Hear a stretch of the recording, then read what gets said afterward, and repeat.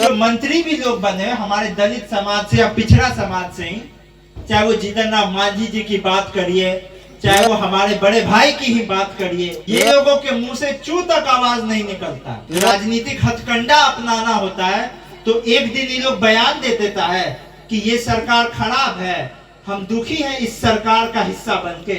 अगले ही दिन सीट का गिनती बढ़ जाता है तो एक के दिन में ये लोग बयान पलट देते हैं। मुख्यमंत्री के पीछे पीछे डबल इंजन का पिछलग्गू डब्बा बन के। अगर इन लोगों के अंदर कलेजा है और हिम्मत है, अगर सही में इनको दिक्कत है तो इस्तीफा देके दिखाए। राज्य में भी सरकार है, केंद्र में भी सरकार है, लेकिन जो मंत्री भी लोग बने हैं हमारे दलित समाज से या पिछड़ा समाज से ही, चाहे वो जीतन राम मांझी जी की बात करिए, चाहे वो हमारे बड़े भाई की ही बात करिए या किन्हीं की भी बात करिए, ये लोगों के मुंह से चू तक आवाज नहीं निकलता। लेकिन हाँ, ये लोग को सीट की लड़ाई लड़नी होती है, अपना राजनीतिक हथकंडा अपनाना होता है तो एक दिन ये लोग बयान दे देता है कि ये सरकार खराब है, हम दुखी हैं इस सरकार का हिस्सा बनके। अगले ही दिन सीट का गिनती बढ़ जाता है तो एक के दिन में ये लोग बयान पलट देते हैं कि मुख्यमंत्री सुशासन बाबू है। आप लोग सुने हैं कि नहीं ये लोग को बयान बदलते हुए? हाथ उठा के बोलिए, सब लोग बोलिए, सुने हैं कि नहीं? राजनीति में कई बार होता है कि 6 महीना साल भर में चलिए विचार बदलता है तो जनता सुनता भी है कि अरे भाई क्या कारण है। जो 1 महीना में ही 6 बार विचार बदल ले खाली अपने लोभ लालच के लिए, ये लोग को कोई पीड़ा कोई कुछ दिक्कत नहीं है। ये लोग का हृदय भी पता नहीं कहां चल गया है, भगवान ही मालिक है।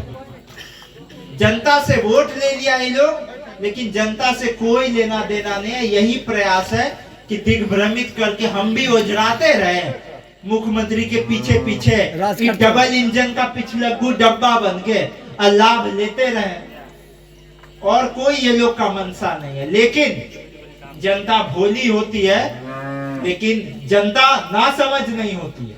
हमारे नेता रामविलास पासवान जी भी, हमारे बड़े पापा, अनेकों बार बड़े बड़े पद पे रहे, देश प्रदेश का संचालन किया, लेकिन कभी कुर्सी के लिए अपने विचारों के साथ समझौता नहीं किया। उन्होंने 2 बार सरकार से अपनी हिस्सेदारी पीछे कर ली। एक बार सरकार 1 वोट से गिरा दी और उसके बाद 2002 में जब गोधरा कांड हुआ था उसमें विचारों का जब मतभेद हुआ, 2002 में कोई चुनाव नहीं था।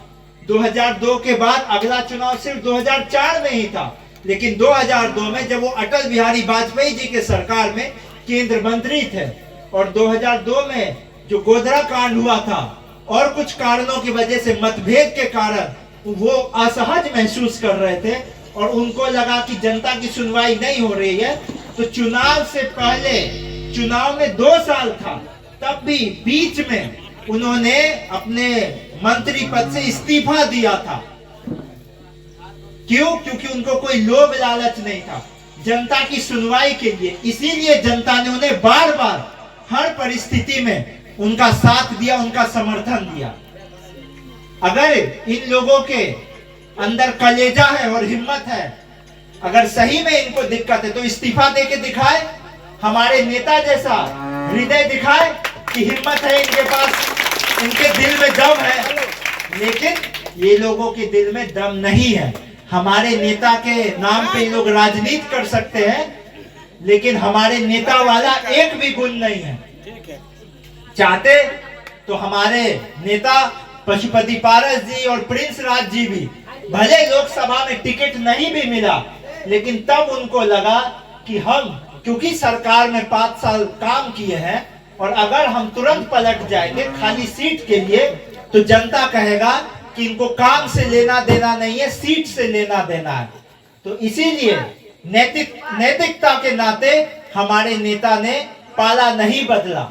लेकिन जब हमारे चाहते तो पाला बदल सकते थे, चाहते तो सरकार के विरोध में प्रचार कर सकते थे, लेकिन 2024 में पाला नहीं बदला। क्योंकि जब आप 5 साल किसी सरकार के साथ काम करते हैं और तुरंत पलटी खा जाइएगा तो नेता भी पर जनता भी तो कहेगा ना नेता को कि आप तो मलाई खा लिए, अब आपको सीट नहीं मिला तो आप बयानबाजी बदल लिए, लेकिन नैतिकता के नाते, क्योंकि उस विचारधारा से हम लोग आते हैं जहां से स्वर्गीय रामविलास पासवान जी ने जो लकीर खींची थी, तो इन लोगों ने अपने विचार से समझौता नहीं किया। लेकिन जब देखा कि बिहार में विधि व्यवस्था चरमराते जा रही है और मुख्यमंत्री जी को ये लोग पत्र भी लिखे, जो भी लिखे, तब कोई सुनवाई नहीं हो रही, तो जब नेता की सुनवाई नहीं हो रही तो जनता की क्या सुनवाई होगी?